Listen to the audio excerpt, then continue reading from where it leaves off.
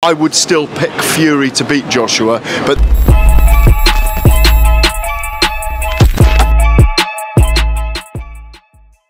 this is Jonathan Agger of Fifth Pro Boxing Fans, joined by Gareth A Davies here in London. Gareth, we've had a good morning here today, having some breakfast.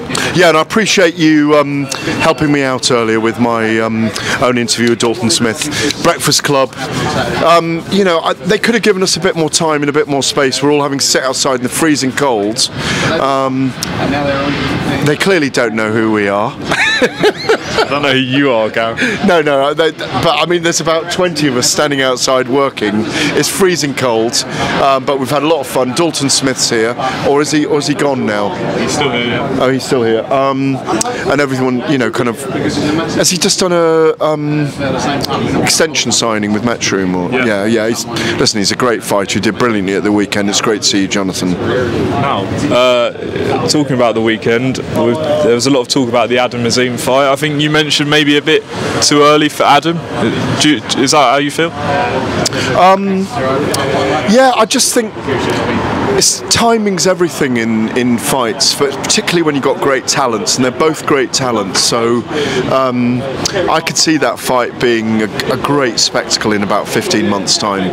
You know, it's throwing Adam Azim into a difficult fight at the moment, where I've said this a couple of times that he hasn't kind of quite got his man strength yet.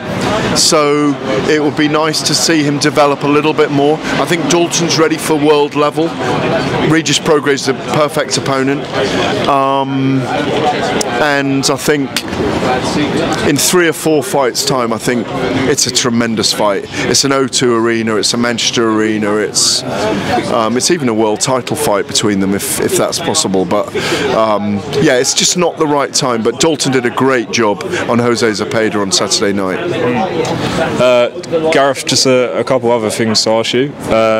This week we've got Fabio Wardley against Frazer Clarke. I'm sure I'll see you there, but yeah, what's your thoughts on that? I think Fabio Wardley goes into it as favourite based on what we've seen so far. Frazer Clarke could really shock us. He's got the pedigree, but has he got the power? Has he got the gears? But he's being challenged in this contest, there's no question. Fabio Wardley, for me, probably wears him down. Don't know if he stops him, but Fabio's shown that he's got real dog in him. He's got real mutt in there. Showed it against Nathan Gorman, showed it against David Adelaide out in Battle of the Baddest, October 28th last year in Saudi. Oh, it's cold, isn't it? Thanks, Breakfast Club, for throwing us out. No, I just think it's a great contest because there is jeopardy here. Frazer Clarke's had half the pro fights, but he's got the Olympic medal. People are doubting him, saying against Marius Wack he should have got Marius Wack out of there, but he got the rounds in the bank against Marius Wack, you know, very experienced Pole at the O2, at the York Hall. Fabio can't disappoint, and Frazer's got it all to do. I mean, it's just a good fight.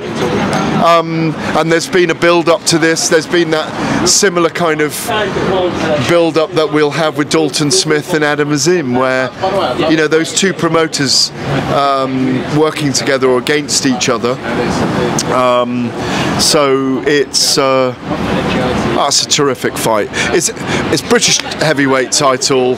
I think they've opened the arena up a little bit more at the O2 to allow more seats. You've got Chris Congo and Florian Marku on the card again, which is a pick-em in lots of ways. Do you favour Florian Marku's relentless, over you like a horrible rash style against, you know, Chris Congo, better pedigree of opponents, now under Ben Davison and Lee Wiley, who are great format strategic guys. Great fight. You just don't know whether Marku's going to walk through him, because he's walked through other opponents. Will Congo keep him? I think he's got a 7-inch reach advantage, something like that. Congo's nearly 6 foot tall, or 6 foot tall. Marku's 5'5" or whatever he is, 5'8" maybe. Probably won't like if I said 5'5", but he's a great character. He's very powerful, always aggressive. A few characters around here today. Yeah, a few characters around. We're in central London, we're in Southwark, so it's bound to be. So it'll be a great night of fighting at the O2.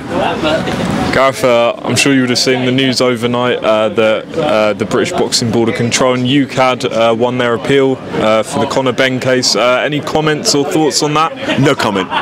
No, I can make a little comment, which is, my word, this story's dragged on. Obfuscated in greyness and confusion. You know, there's been no comment from the Boxing Board of Control about it, or UKAD, about what they're going to do next. So it's a very, I don't think they'll give him the license to fight in the UK.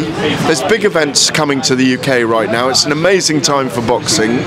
The whole thing hasn't been handled very well in my view. I've always said that all the way along. It may have been a mistake in the testing system. It may have gone wrong for Conor Benn. But it's a year ago we were mired in that, and boxing looked in a kind of very grey place, in the doldrums even. But look where we are now with boxing. So they just need to get this sorted out. Sit around a table, work out what the strategy is, what the Boxing Board of Control want to do, get it away from lawyer speak all the time, and sort this scenario out. And then one thing I wanted to ask you, Tyson Fury said that Anthony Joshua's made for him, even though he won the fight against Ngannou. Thoughts on Fury's shape? Well, I mean, Joshua against Ngannou was always a battle of punchers, not boxers so much. Obviously, it was a great performance by Anthony Joshua. There ringside, really enjoyed it. He was phenomenal. Take nothing away from him. And obviously, a great comparison benchmark against what happened with Tyson Fury and Francis Ngannou. But styles make fights. I still think I would still pick Fury to beat Joshua, but this Joshua, with momentum, with wins, fighting regularly, knows who he is now, right, with the right team, Davison and Wiley again, in my view. It's great to see him. We want to see him healthy, well, mentally strong, physically amazing, because we want all these guys at their best. I still think Fury beats him. That's the way I see it. I've always seen it like that. But let's see what Fury looks like against Usyk now as well. Good shape. Yeah, he does look in good shape. He's got to be in good shape. Usyk is a very clever fighter.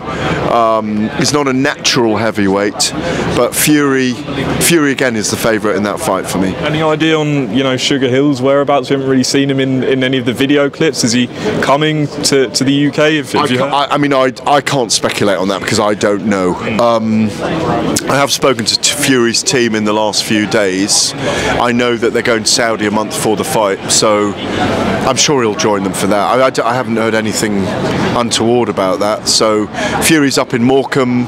He's got his dad there for the pads. We've seen that. He's got plenty of people up there. He's got Christian Blacklock. He's got Greg, his nutrition, his strength and conditioning guys, his nutritionist, his father, his team, his family. They all know they're boxing. Isaac Lowe's there in camp with him as well, of course. So Sugar Hill probably come and put the sugar and the cherry on the top in the last month when they go to Saudi. Gareth, appreciate your time as always. Pleasure, and thank you for your help earlier this morning. Lovely to see you, looking very well. Appreciate that, and you too. And we'll see you over the course of the week. Cheers.